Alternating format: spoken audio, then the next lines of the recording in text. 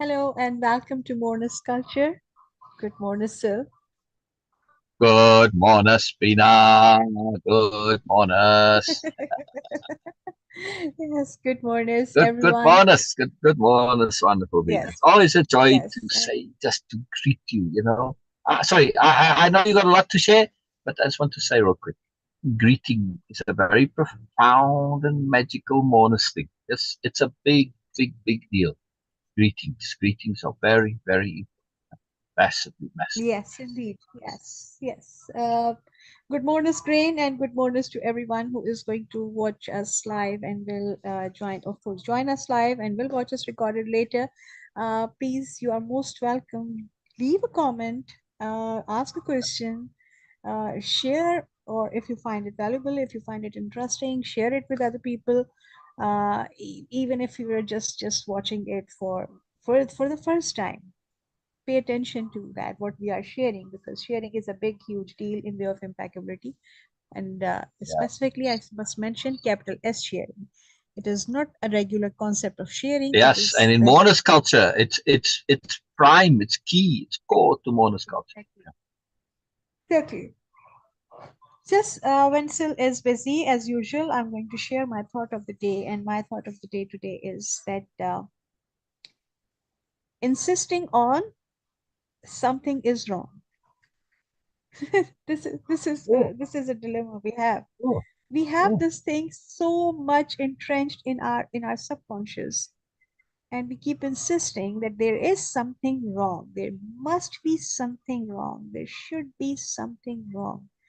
And this is the idea which is really corrupts everything, our relationships with others, our relationship with ourselves, our relationship with the universe.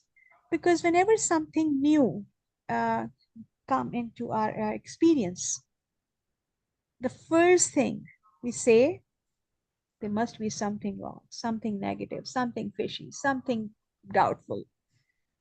We are so really trained into this that we don't see things in a positive manner. I'm not saying that okay, we have to go blindly and treat everything and accept everything and acknowledge every new thing in our life with open arms and okay, yes, I'm going to just let it be. No, but when someone or something is coming into your life which is new, which is interesting, which is unusual, and you have never experienced that before, keep this thing in the forefront of your consciousness that this is something new. I don't know what it is. I'm going to explore this. Exploration is always a joy. Experiencing new things is always a fun, and I'm going to have fun and joy. There is nothing in this world which can actually harm me because I'm protected. I am in living in this online world. No one is going to just come and stab me. No, or any idea cannot corrupt me because I do have my own integrity. I do have my own character also. I do have my own awareness also intact. So just stop being afraid of everything, and stop having this thing that oh, there is something wrong. There is something not good. Something not nice. We are killing our fun and joy and play, and of course the possibilities of having fun and joy and play, just by having this idea that there must be something wrong. And unfortunately, many of us are just clinging to this idea that oh, there must be something wrong. if Vague things are not fears, yeah. going if things are not going according to our expectations, then they are wrong. There must be something fishy about it. There must be something negative about it. There must be something bad about it.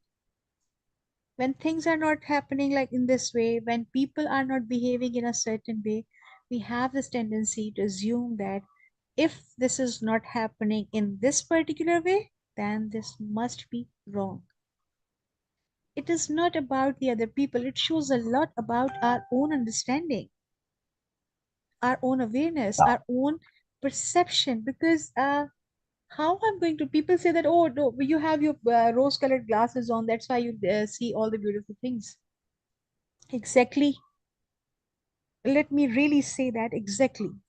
When people Actually, have, they're different glasses. and let me say a bit, and then of course you will come. So Yeah. when people say this, they don't realize that it is me who is having this idea. I'm putting this color tint on my perception, on my There you side. go. It's deliberate. This is exactly, this is something like we have this. So if I'm choosing, so this is my side. Not all the things in the world are going to be tinted pink or red or blue or whatever I want to. No, It you're is just my, emphasizing, not tinting. exactly, no, it is just my perception. And same Exactly. applies to, it same applies to when we have this idea that everything is wrong and must be fishy, must be something negative. Yeah, It is me. It is me who yeah, is seeing and perceiving those things as negative, bad, and they might be just neutral, nothing, nothing. But we are so accustomed to, so trained by all these ideas of looking for something negative. It's a primitive mindset. It's a very basic, sorry to say, it's very basic. We need to grow up. And I think that it's a lack of trust is the core of all these negative thoughts yeah, and yeah, perceptions. yeah. When you have like enough self trust, you don't feel bothered by anything. Oh, if someone is having the bad intent, I know I'm not going to get involved into this thing. So whatever they want to do, okay, they can do it by themselves. Okay, whatever. I'm not bothered with that. I'm not going to be influenced by that. I'm not going to be impressed by those ideas. I'm not obliged to follow anything. So when Yeah. we have this type of self-trust, we don't get into that. So whenever you are having this idea, whenever you see and experience something new, when life just brings something new into your life, instead of having excitement, keenness, eagerness to explore, to learn, to grow, you've got this idea there must be something wrong, something doubtful. Then please consider how much self-trust you have. If in this age, like okay, like in my 30s, if I am still feeling that, oh, something is doubtful, something is fishy, something is negative, and I'm going to just be really afraid of it, I have to like really negate it, then I've, I don't have any self-trust. I was not working on my character. I need to pay attention to myself. I cannot change anyone. I cannot change anything. All I can change is myself. So whenever we have a perception, it doesn't mean that things are like really rose colored. No, it is just my perception which is rose colored. So we have to be very clear about this. Well, We assume Beena, when I see things in rose colored glasses, they are pink and blue and all that. So then, yeah. of course, But is it really you looking at it and making things rose colored? Or are you actually simply emphasizing via perspective shifting and emphasis the moreness that's already there? So your glasses really see everything, but they just get you to zoom in on the things that are wonderful and brilliant and awesome. this It's is another emphasis. side of it. This is Right. another side of it. Of Emphasis and course, it's perspective about the shifting. Moreness culture. Right, Yes, right, but right, when I'm saying right. that, okay, when people say that, oh, you cannot see all those things because you have your rose-colored glasses, they need to realize that, of course, it is going to be like, okay, give you the perception of everything is rose-colored tinted, but Yeah. it is not changing, affecting, influencing any other thing out other than your perception. So things are still remaining same. The apple is going to be green or yellow or whatever, or oranges are going to stay orange, but you will be the one who might be perceiving it in a different shade. So we need to work on ourselves always, always. First, myself. Why I'm perceiving this? Why this is happening to me? Why I'm thinking like this? And if I'm afraid of anyone going to influence me, this is something a big Can't have fear. reminder. Can't have fear rule you. Can't have fear rule. Yeah, like we have to really, it's a big hint from the universe, like big really omen or whatever you want to call it, that please start working on your self-trust. We need to. Every single time when we have fear, When we feel that something is like, oh, I'm not going to interact because it is going to influence me, work on yourself. Nope, nope. Exactly, Work on exactly, yourself. Work on your exactly, self trust. exactly. Yep, yep. And your independence of being and not being Exactly. influenced, being receptive, choosing, choosing, choice, choice, choice, choice, choice, choice. All right. Always. Always. Beena, Yes. real quick before we continue with our reading, somebody asked about they're not quite sure what mourners culture is, other than the extrapolation of something unique within the moment. That's a very interesting perspective on mourners culture. I never thought of it that way. But yes, that's a part of it. We do extrapolate on unique things in the moment. But a culture is a any culture is something that you generally do that provides a cohesiveness, right? So, all right, if you're in a food culture, you're emphasizing food and the enjoyment of food. In a music culture, you're emphasizing music. In mourners culture, we're emphasizing mourners, the mourners of everything, right? But then, my friend went on to say that I suppose your discussions must be by nature quite broad and vague, as it seems the emphasis is on each one's perspectives, which vary and so cannot be clearly defined. That's a very interesting perspective, but no, definitely not so, right? Like in any discussion, any culture, sometimes it's vague, sometimes it's specific. Mourners culture, first of all, let me start off with what it's not. Mourners culture is not superiority paradigm culture, right? So most cultures are very specific, like I said, like a food culture or French culture or whatever, right? They tend to be much more specific. But in mourners culture, it's closer to the paradigm, and it's an alternative to the superiority paradigm. So mourners culture isn't very tight around something very particular. You can have a mourners culture in music. Let's say you musicians and you're applying mourners culture to music. Well, then it's about the mourners of music. Yeah. But here's the key thing. In mourners culture, the mourners also comes from not doing some of the nonsense of the superiority paradigm. In other words, right, what is the lessness of superiority paradigm? It is that constant competing. Yes, the constant jockeying for position, constant angling for hierarchy, the constant looking for status, looking for attention, looking for approval. Beena, isn't that what you were just talking about? People's fear. Why are they so afraid? Because they're afraid of disapproval. Yeah, Hmm. Yes. Yes.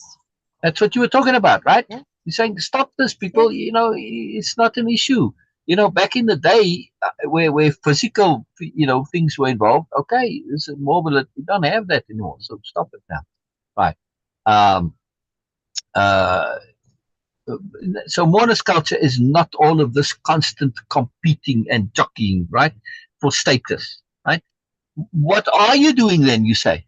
Well, mourners culture is about connecting to mourners in whatever it may be. It doesn't matter. We could talk about cooking, and we could get to the mourners of cooking.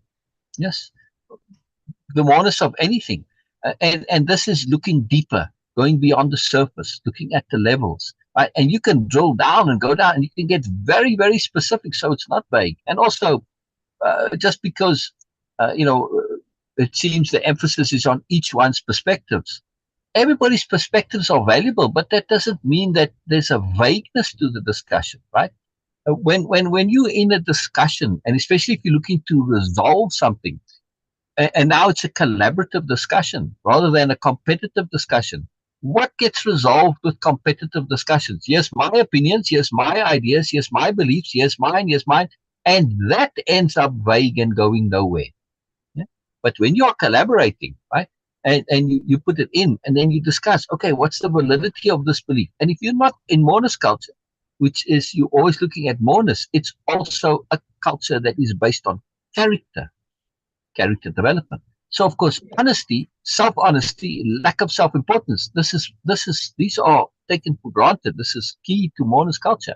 I'm not competing with you. I don't care if I'm right or wrong. I'm looking at the objective. So let's say we are looking to invent something. Beena and I were talking about inventions this morning. I was sharing some wonderful inventions that I have, Yes. and and these are serious things, right? I've seen them come and being put into place many times. And one idea I had before, I never had this possibility. I ran it by the AI to see if it's valid, and AI got all excited. Oh yes, you're onto something new here. You got something new. This is, yeah. AI was very excited. So it was quite fun to see AI all excited about my new idea. And so yeah, you got something here.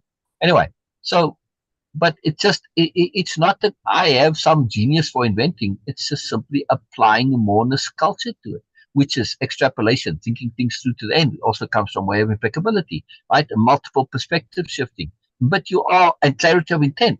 When you have an intent and you're looking to resolve it, especially in the discussion, this becomes a whole different ball game in the discussion. So take a discussion again, and you say, okay, well, we're looking to resolve this, whatever the thing is, and you clarify. First of all, you start off with clarifying what it is you want to resolve. Now, when you've got a nice, clear intent that everybody's agreeing on, yes, okay, this is what we want to do. Now, somebody comes and they say, yes, my idea. I believe we can do this and this. Now, it's a belief, it's an idea, it's a hypothesis, it's a speculation. And then everybody else says, yes, okay, this and this, but maybe that, but maybe that. And then you say, okay, statistically, how good is this? How logical?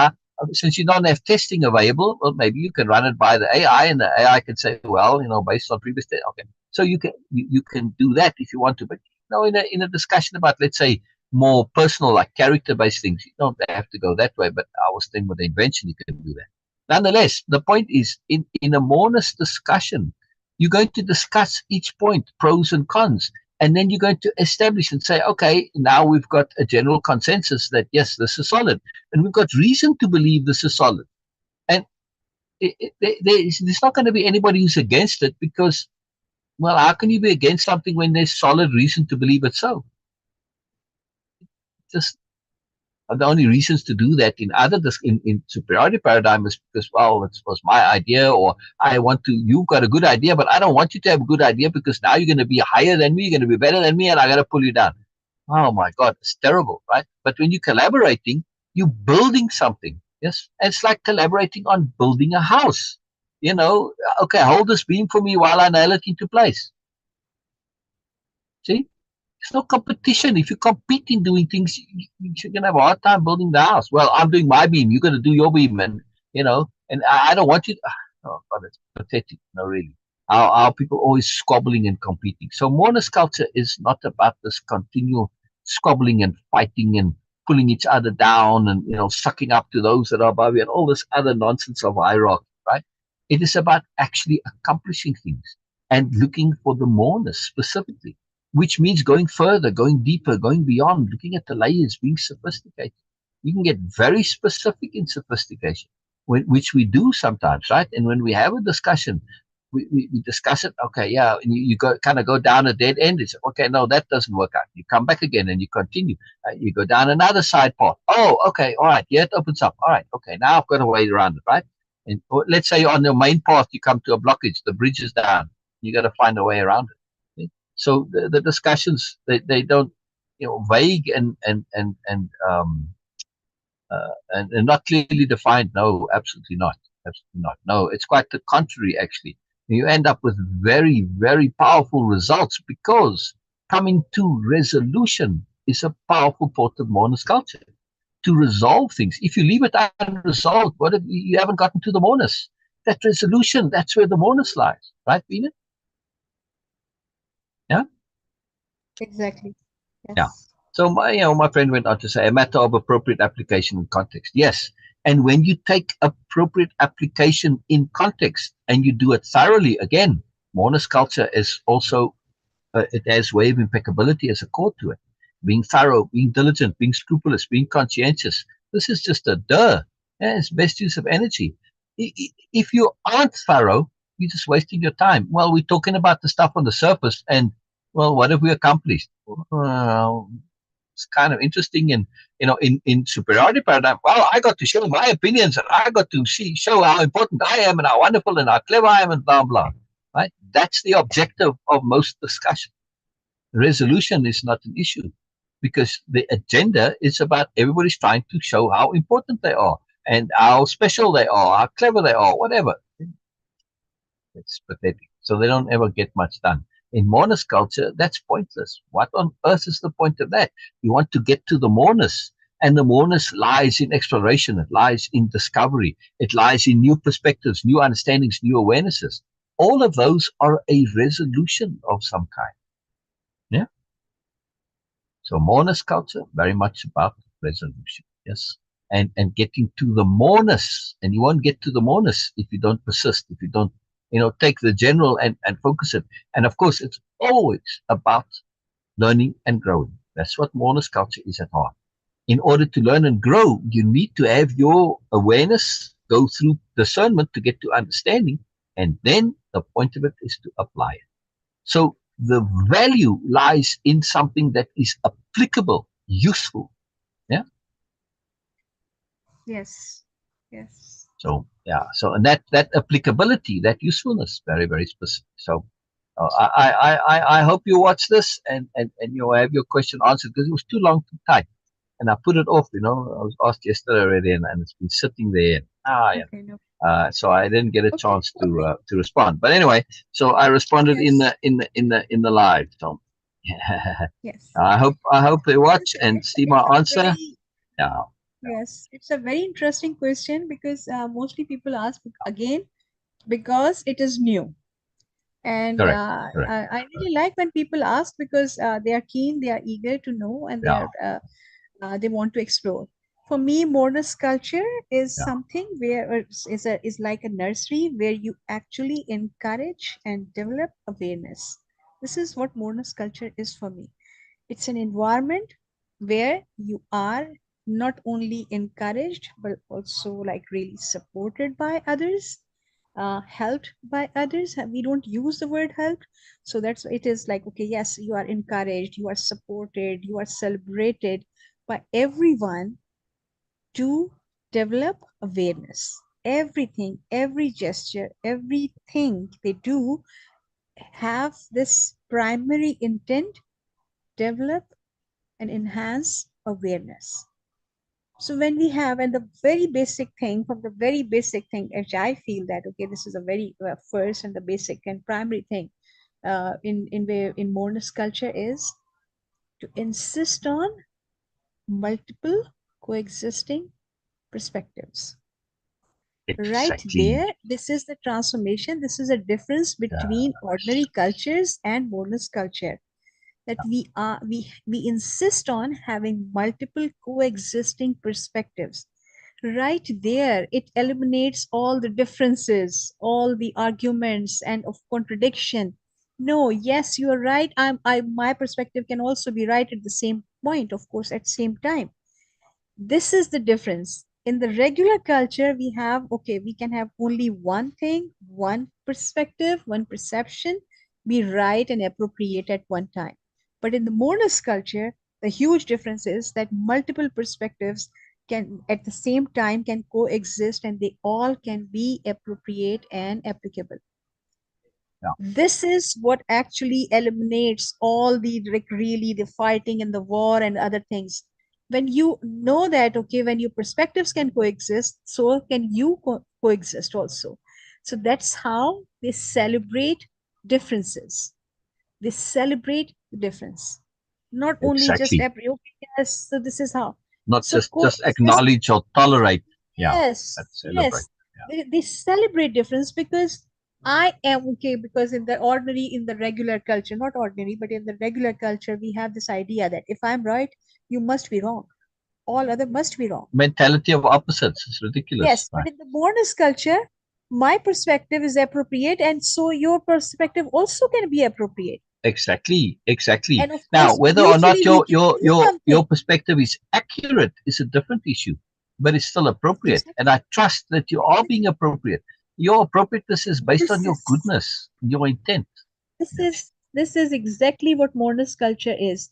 And just this idea, yeah, if you just start thinking about this, you will see that how transformative, hugely transformative this Moreness culture is and can be, of Right. course, Right. when more people will join and they will understand and they will start applying this in their regular cultures.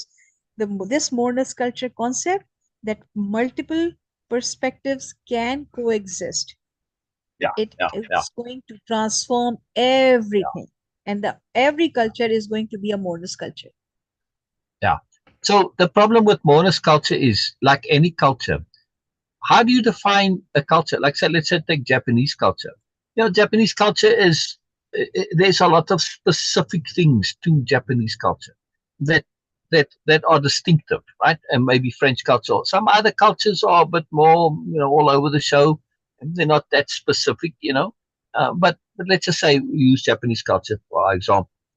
uh, it's complex. It's difficult to summarize it in a sentence to say, oh, Japanese culture is this, Japanese culture is that, because not any one thing defines the culture. Some people may apply that, or that quality may apply to some of the population, but it doesn't apply to everybody in the population.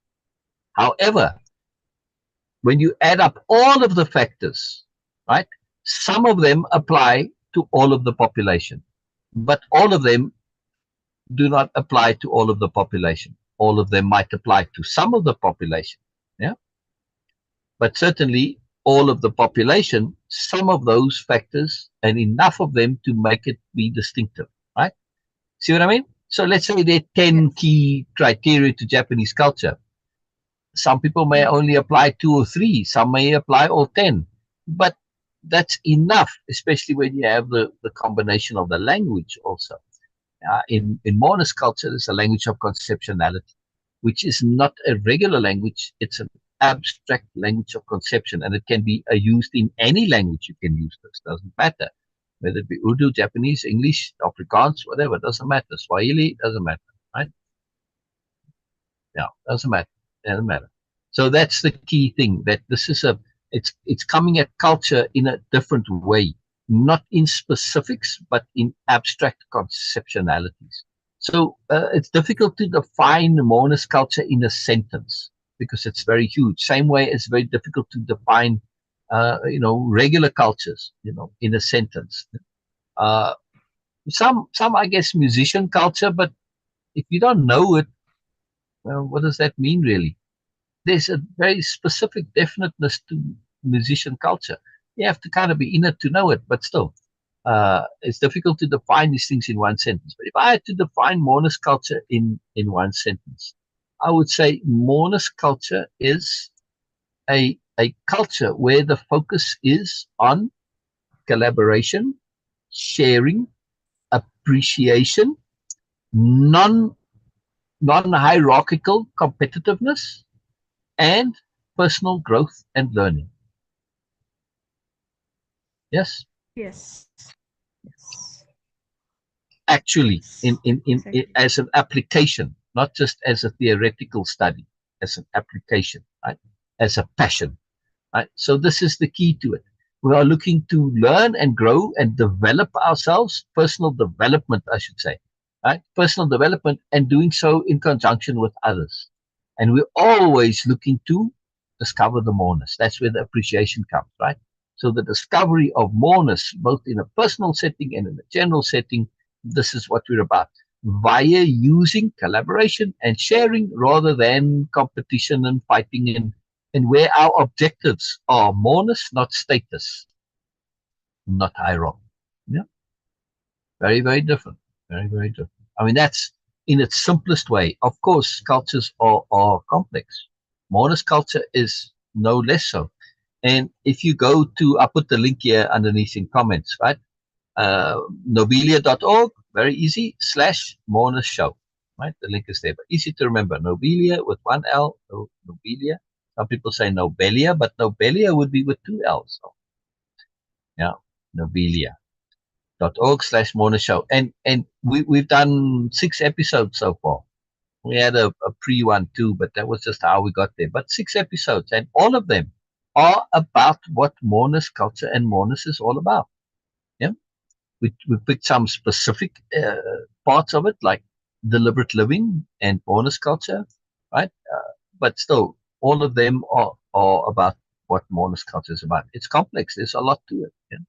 There's a lot to it. And like any culture, there's a lot to it. But it's a personal growth culture, a personal development culture, and a sharing culture, an appreciation culture, and a non-hierarchical culture. In other words, you're not always looking to pull people down and push people down, yeah, and elevate yourself and say, "Look how clever I am." So it's a non-ego culture, right? Which also makes the honest culture. It's about moreness, appreciation. All right, does that clarify things? I hope. I hope my friend is watching or will watch.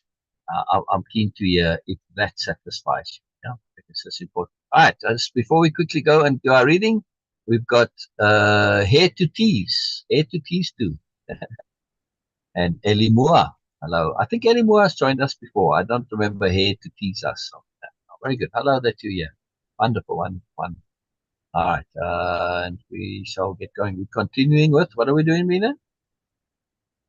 We are going to read, of course, because we Oh, are busy with doing capital R reading of Carlos Castaneda's books about Don Juan, with a very very good. specific intent to connect with Don Juan's intent.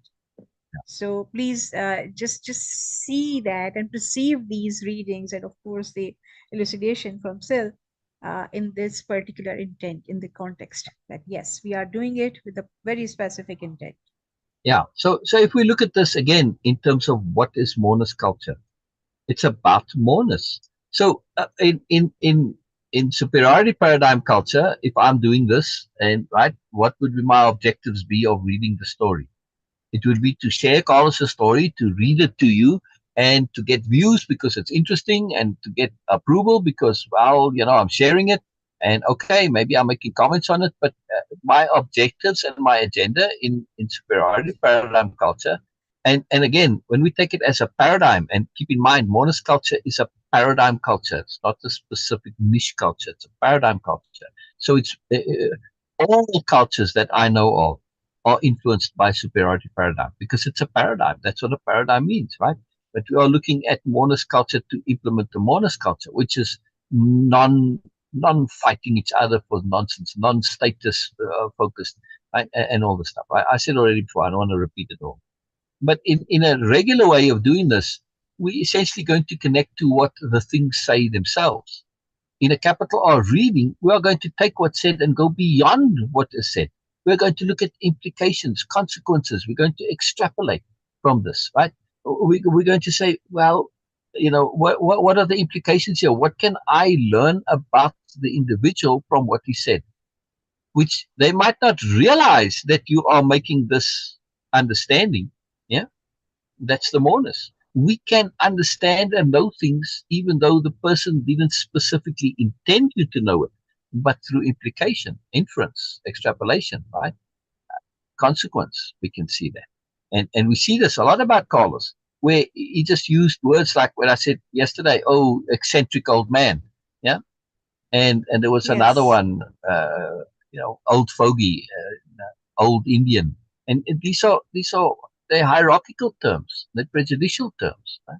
So it yes, shows Carlos's prejudices, even though Carlos is obviously hanging out with Don Juan. He likes Don Juan, so he's not directly negative towards Don Juan, but it's coming through the paradigm into his language. He can't help it. It's well, I mean, if he's aware, or at least not that he can't help it, he can help it, but he's unaware of it. Is the word I should. Right? He's unaware that this is in his language, and it really is bothering him because he has this conflict, and Don Juan does not establish a very clear superiority. He plays the fool, and he sometimes he goofs around and makes himself look stupid because he doesn't have an ego. But part of it is a sophisticated strategy. On the one hand, Carlos gets his prejudicial perspective reinforced, and on the other hand, he has something which completely negates it: the sophistication. Yeah, but Carlos does not make the effort to reconcile the two. Yeah, on the one hand, he's saying, well, Don Juan is a stupid old Indian. On the other hand, he's a very sophisticated, more sophisticated than Carlos has ever met of anybody in all of his life. But Carlos does not resolve this. Moreness culture will look to resolve. Always, always. You cannot leave two things that are conflicting like that unresolved. Sometimes they can coexist in different contexts, but in this case, very easy resolution. Which one is accurate and true?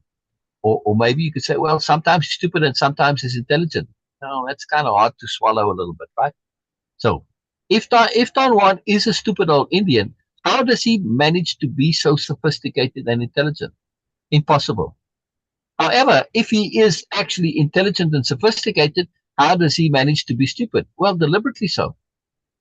Oh, oh. See, when you think about it, Yes. the resolution is very obvious. It's very obvious. But Carlos hangs on to the stupid old Indian because it's convenient for him because it maintains his superiority. And also, it gets him what he wants. He's my informant, right? And so he's working for me as my informant. I'm in control and blah, blah, right? So his fear and his greed are getting in there, right? So Moreness-Culture, again, it's a character culture. So, fear and greed, these are things you work on to take care of and deal with, right? You don't let them rule you. Yeah, very important, very, very important. It's not hard to get rid of greed, for instance. Just unhook from the superiority paradigm and greed goes along. But this is very easy to resolve if Carlos would make the effort to do so. Yeah, which means he has to face the awful truth.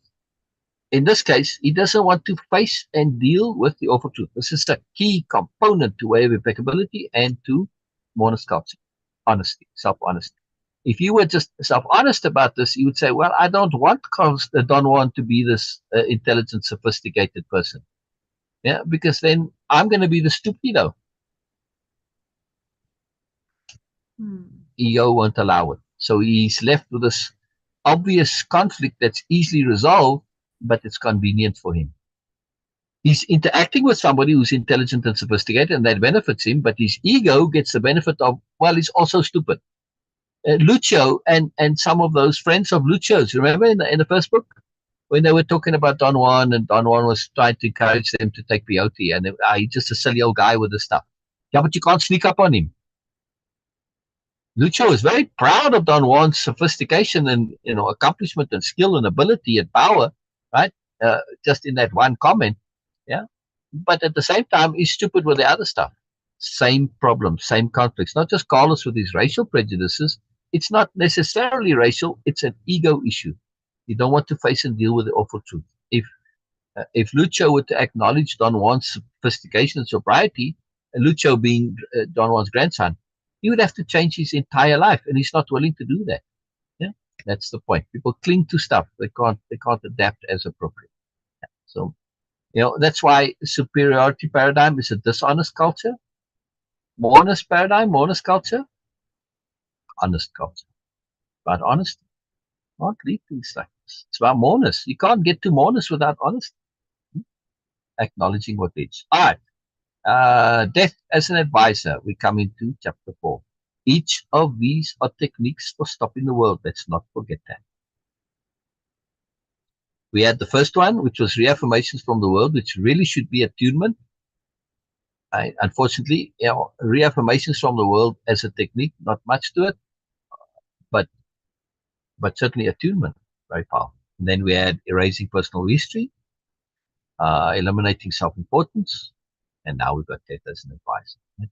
Erasing personal history, eliminating self-importance, both very much about self-conception. Yeah? And not having a self-definition, but having a self-conception. Definitions are limited, closed, boxing. Conceptions are open, supportive, evolving, taking you anywhere. Right? Very important.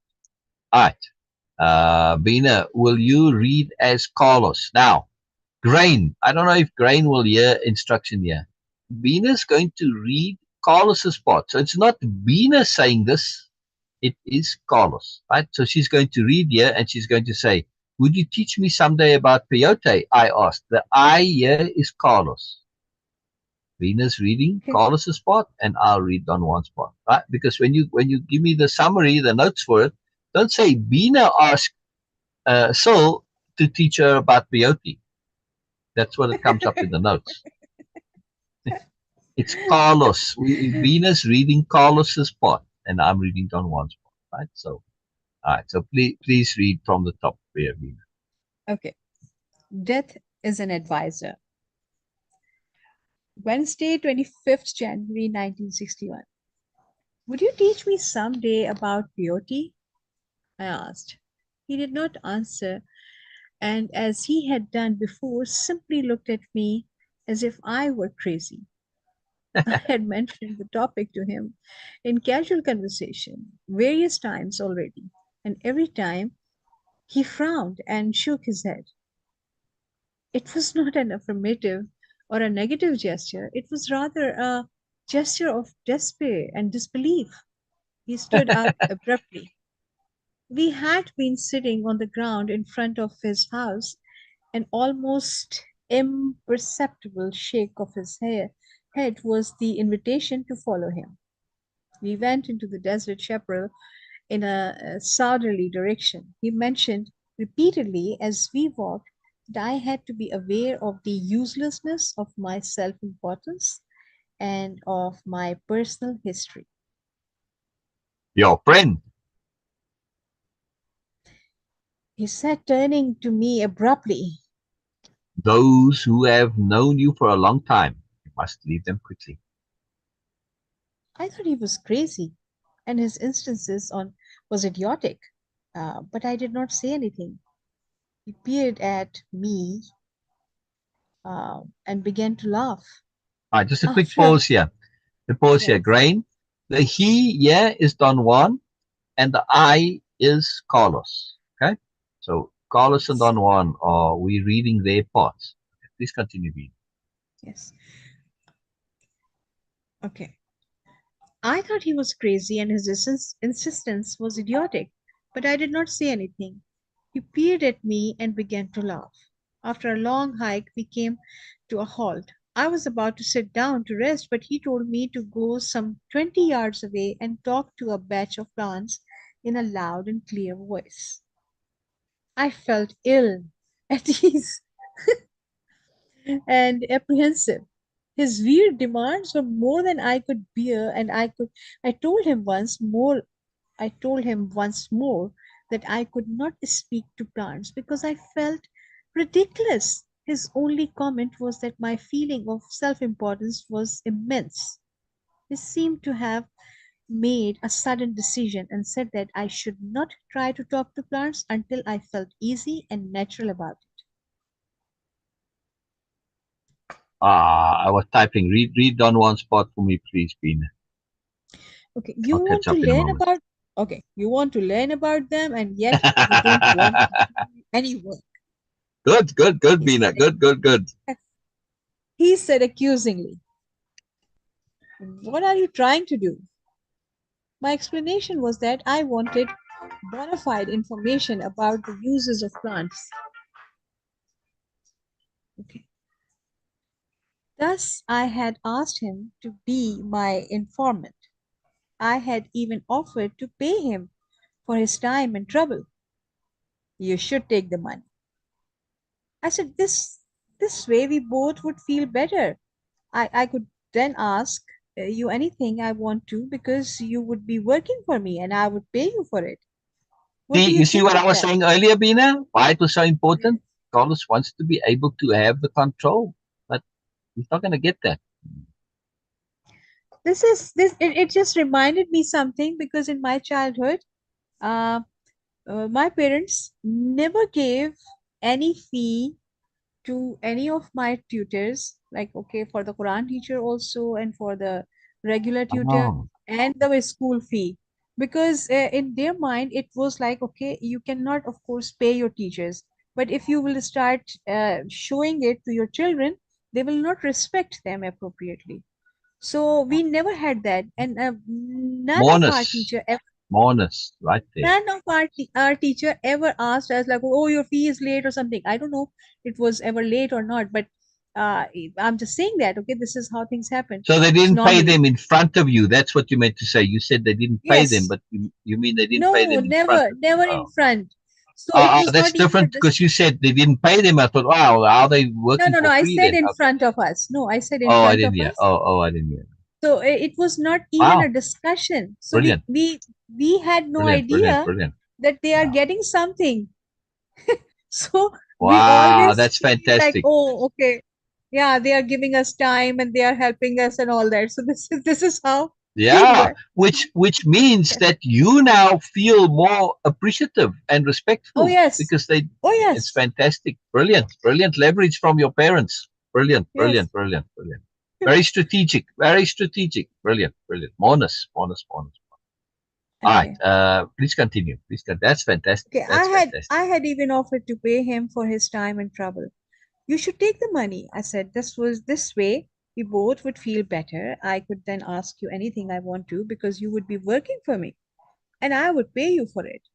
What do you think of that?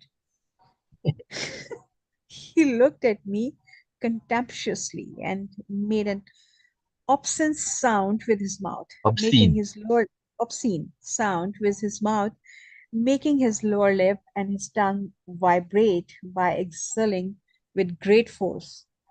Like, okay. That's what I think of it.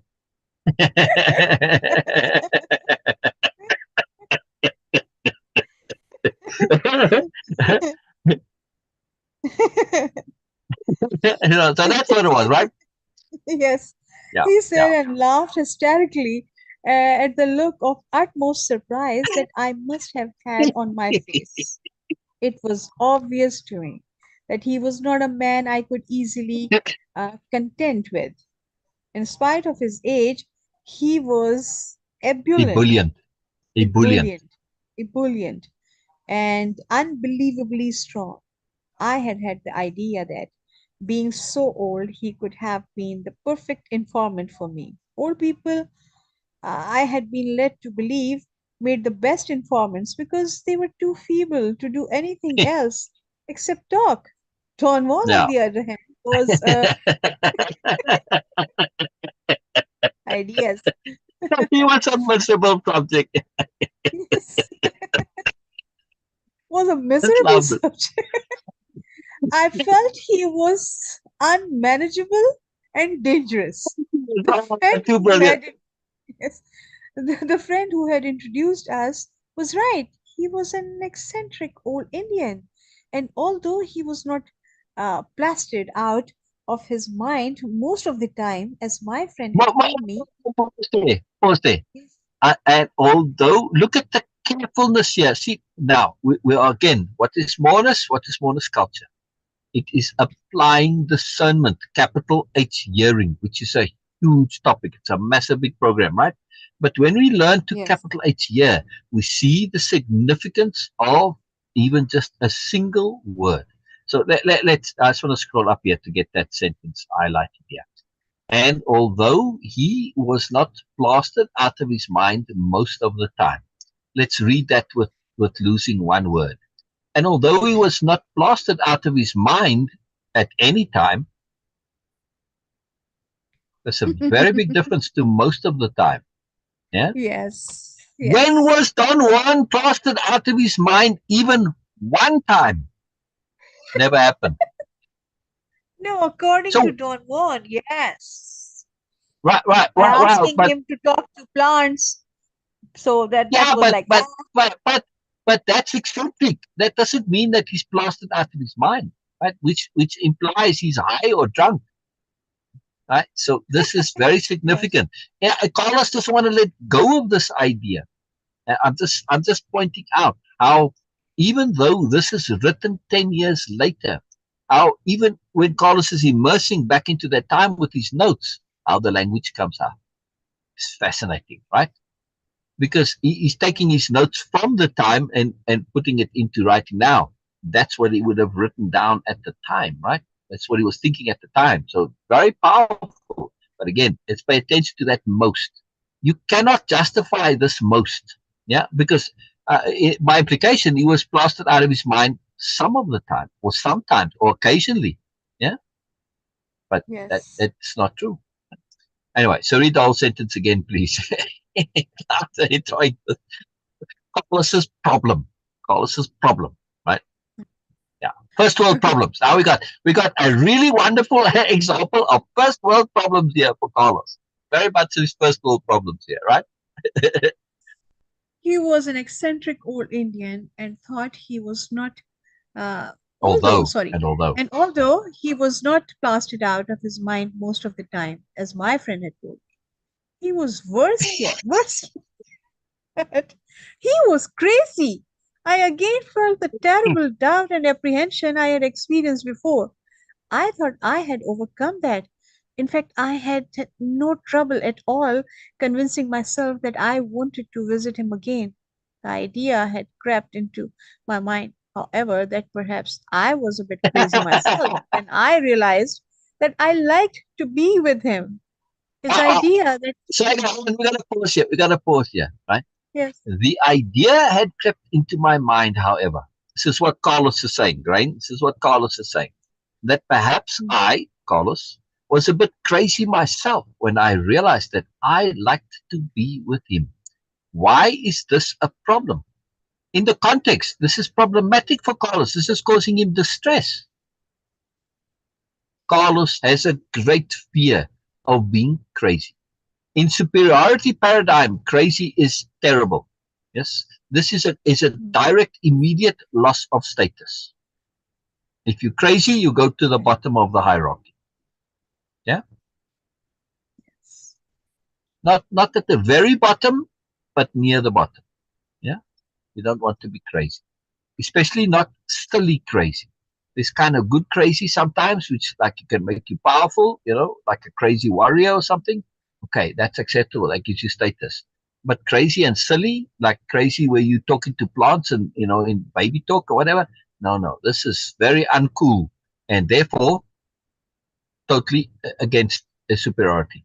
So Carlos is concerned that he may be going in the same direction because if Carlos were to bring his friends to meet Don Juan to kind of show off Don Juan, because in superiority paradigm that's what you do, right? Now I'm getting status via whoever I'm introducing, right? And he does these embarrassing things. Oh my God, I'm going to be the fool for spending time with somebody like that. See? So when you look at the intricacies of the psychology of superiority paradigm psychology, you see Carlos's dread of this whole craziness. He doesn't want to look foolish for hanging out with somebody who's crazy and to take him mm, seriously. What kind of a fool takes a crazy person seriously? See, it's all explained. All explained. Moreness. You see, when we go deeper. yes, So this is what Moreness-Culture is all about: going deeper, looking at the implications, looking at the consequences, understanding. Right? Here we go. I'm not putting my ideas. The text, when you extrapolate it and when you investigate it, it's self-explanatory, right? It's there, and you understand it through that lens. And this is what Moreness-Culture is about, and what Beena was saying in the introduction. It's all about applying appropriate lenses. Right? It's not rose colored where you're seeing things for what they aren't. No, it's a lens that emphasizes the moreness that's already there and that brings out the rose coloredness of things that have it already. It's not putting rose color onto something, it's emphasizing the rose color that's already there in things, the moreness, in other words. Yes? So Bina isn't putting on rose colored glasses, she's putting on moreness emphasizing and noticing glasses. Yeah? yep, Bina? All right. yes. All right. All right. Okay, The idea, let's continue from there. I just love this part. okay. This is too amusing The to me. idea had crept into my mind. However, that perhaps I was a bit uh, crazy myself when I realized that I liked to be with him. His idea that my feeling of self importance was an obstacle had really made an impact on me. Yeah. But all that was apparently only an intellectual exercise on my part. The moment I was confronted with his odd behavior, I began to experience apprehension and I wanted to leave. Oh, very important statement. Yes. But all of that, first, let's go back to it. His idea that my feeling of self importance was an obstacle had really made an impact on me. Now, we're talking about early 60s. Yes. And this is the hippie movement hadn't quite emerged just yet. And understanding now, when we think back, most people you say, well, what are the hippies? Oh, people were into sex and drugs and rock and roll, kind of free spirited, basically a hedonistic cult. They won't say it in those words, but that's the impression. They were just into fun and not. No, the hippies started off quite seriously as having that intent for exploring self-growth, learning, spirituality, all of the stuff, right? They wanted to go a bit further past the usual convention stuff, right? Which is where the whole drug thing came into it. Drugs in the 60s, when it first came out, wasn't a recreational issue. They became more because, wow, this opens up your mind. It's new realms of awareness and consciousness. It was that was the excitement about it, right? It got subverted and the mainstream, because they didn't like this threat to their way of living, demeaned it and made it into this other nonsense culture, right? But the intent behind it all was deep mourning and growth. Now, this is the dawning, right? Carlos is setting the stage for this because it hadn't really come out yet. Yes, it's the burgeoning of it. The elements were there, and like Carlos now, right? Now, all right, he's writing this in the early 70s, not in the early 60s.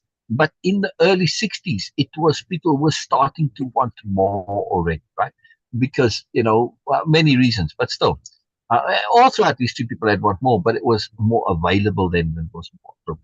So this idea, his idea that my feeling of self-importance was an obstacle, self-importance as an obstacle, right, had really made an impact on me. When Don Juan mentioned it, Carlos is like, wow, yeah, this is serious stuff. This is important, yeah, but intellectually, because that's the problem with Carlos, that he's still in intellectual mode, not in application mode. Again, Moreness-Culture is about application, it's not an intellectual culture.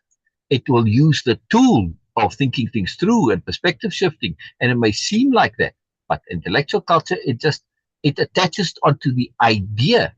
Yeah. So Carlos liked this idea of losing self-importance, but he didn't apply it.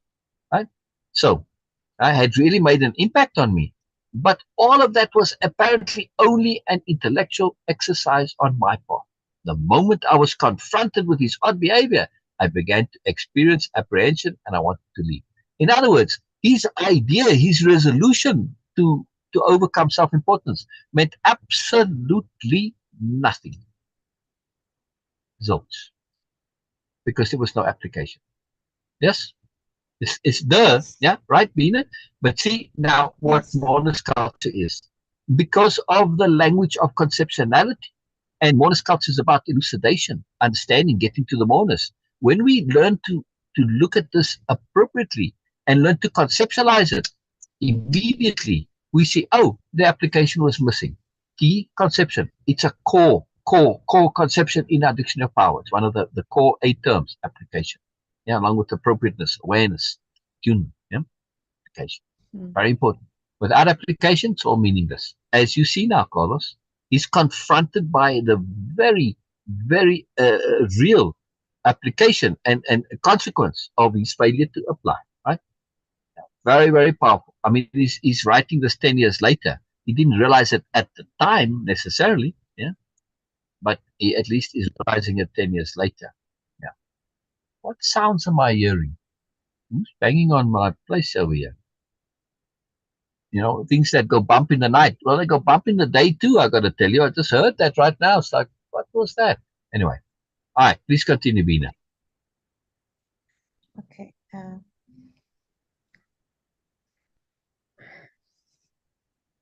I said that I believed we were so different that there was no possibility of our getting along.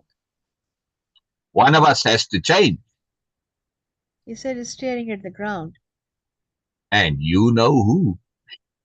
He began, he began humming a Mexican folk song and then lifted his head abruptly and looked at me.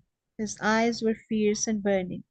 I wanted to look away or close my eyes, but to my utter amazement, I could not break away from his gaze. He asked me to tell him what I had seen in his eyes. I said that I saw nothing, but he insisted that I had to voice what his eyes had made me feel aware of. I struggled to make him understand that the only thing his eyes make me aware of was my embarrassment, and that the way he was looking at me was very discomforting. He did not let go. He kept a steady stare. It was not an outright menacing or mean look, Menacing, menacing. menacing, or mean look. It was rather a mysterious but unpleasant gaze. He asked me if he reminded me of a bird. A bird? He giggled like a child and moved his eyes away from me. Yes, a bird, a very funny bird. He locked his gaze on me again and commanded me to remember. He said with an extraordinary conviction that he knew I had seen that look before. My feelings of the moment were that the old man provoked me against my honest desire. Every time he opened his mouth, I stared Now, back at him in obvious defiance. Defiance? Okay. defiance, defiance. Defiance. Defiance. Instead of getting angry, he began to laugh. He slapped his thigh and yelled as if he were riding a wild horse. Then he became serious and told me that it was of utmost importance that I stop fighting him and remember that funny bird he was talking about. All right, let's stop here, Look, Bina. Let's stop here.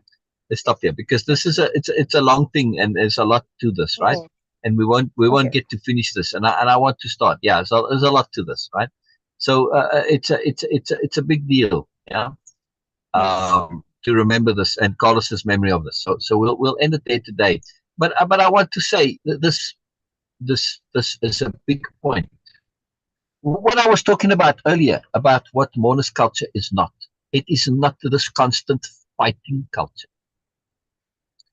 Superiority paradigms all about conflict and combat, fighting in some way or another. Right? Back in the day, it used to be physical combat to determine superiority. Well, that proved to not be such a good idea, right? Because well, the strongest isn't always the most strategic or the most, the most thoughtful or the most forward-looking, etc. So they didn't really be good to have the strongest in charge, right? Because that's the whole point of it, to determine who's in charge. It's never ever thought that you can do without somebody in charge, but that's a whole different thing, right? All right, so it's always fighting for position and hierarchy. The problem with this is that as the fighting shifted to other ways of fighting, to fight intellectually, to fight with attitude, to fight with ideas, whatever, that it gets you into a position where when somebody has a proposition, you instinctively and automatically fight them, right? Especially Hmm. when you don't understand. Don Juan says, right? You ask him, what did you see, right? And then he asked me, did I remind you of a bird? A bird. But because he has nothing there, it immediately becomes oppositional rather than in Moreness culture to give Don Juan the benefit of the doubt. And especially if we go deeper into Nobelia culture, where we now have a culture of those who have been practitioners for a long time of Moreness culture and are very skilled at it. Now, for those, we will give them the benefit of the doubt of not only having clarity of intent, but also of having good intent. So, therefore, my default is to go with the person rather than to go against them because I'm trusting that they are doing something that is sensible, that has sobriety to it, that has value to it, that is necessary, etc. I'm defaulting to going along with it, to collaborating, to joining, rather than defaulting to fight. This fighting here is completely unreasonable. In Carlos's brain, what's going on inside his head? Beena? What do you well, just imagine Yeah, you, Carlos, and you thinking his thoughts there. I'll be back in a moment. yeah, Ah, that dang it. must be that. Okay, oh, this person is now trying to make me fool, or he is like really going out of his mind. How can I see a bird in his eyes? This is something like really a big, and I was not aware, of course, what is coming in this chapter today, but this was again synchronicity or attunement or I don't know what, or receptivity, that I was talking about the same thing, that we have this idea that if something is new, if something is unusual, something is beyond our normal understanding of the world around us, then it must be something we should be really on guard against, and we have to protect ourselves and we have to attack on it. And there's, in short, in other words, there must be something wrong. And this we are really clinging to this idea that okay, if something is new, something is unusual and beyond understanding, then it must be wrong, and we have to fight against it. And this is exactly what Carlos is doing, because although he came here with the intent that I want to learn from some plants, understanding and awareness about the plants, medicinal plants, but still his idea is so, his mind is so fixed on that okay, it has to be something like this, nothing other than that. Like yes, an old Indian man who had nothing to do, and then he will just talk about that okay, use this plant for diarrhea, or and use this plant for asthma, and things like that. This is what Carlos was expecting, I guess. So when Don Juan starts sharing something which was not in the norms of Carlos' understanding and the world around him, he said that this is crazy. Like it's a, again, it's a form of defense that oh, just trying to debilitate that. Oh no, it's nothing. It's useless and all that, because you are feeling threatened by that. Because you feel threatened. Your whole worldview is being threatened by that idea that I know it all, or I must understand everything. Exactly. That was the Exactly. problem. Exactly. Yes. Exactly. And this is a big obstacle, right? Because he's saying, Don Juan is saying, do I remind you of something? And he calls it, but no, you don't. No, you don't. And therefore, he now gets stuck into this because his first impression is he had nothing. But if he now says to himself, "So, well, I don't see anything," that's his opinion. And now you can't change that because if you suddenly see, then you were wrong in the first place. And you see how this whole ego thing, not being right, being wrong, superiority paradigm, in other words, it now prevents Carlos from being open to seeing something. He didn't see it at first, but just because you don't see it at first doesn't mean you cannot see it. But if you don't see it at first and Yes. you say, I don't see it, you now lock yourself into this position. Use of language is very important. If he had said, I don't see anything now, that would be different, right? But also his fear of this and fighting Don Juan. Well, you're making such a statement, and I have the opposite perspective. I don't see anything. You say there is. Now we've got a battle. Uh, lame, lame, lame, lame, lame, lame, Yes. lame. Right? Very lame. Yeah. So again, Yes. grow up, Okay. grow up, grow up, grow up. Okay. Yeah. Yes, All right. this is We'll what leave it there. We'll leave it grow there. up, We'll leave it there. upgrade, grow and upgrade, of course, and update and upgrade. Yeah. This is what the whole learning and growing is all about. Okay.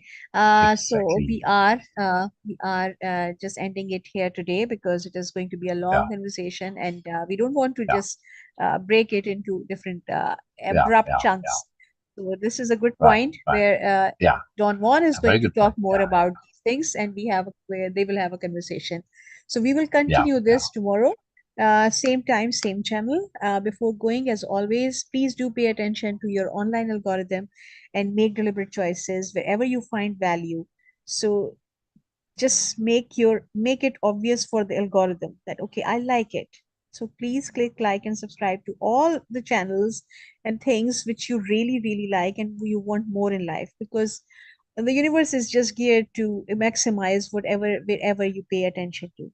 So pay attention and make deliberate choices to avoid randomness, to avoid botherness, to avoid having stress in your life, to acquire peace of being. Please pay attention to this. Thank you so much, and we will see you guys tomorrow. Brilliant. Brilliant. Brilliant. Bye bye, everybody. Bye bye. Bye.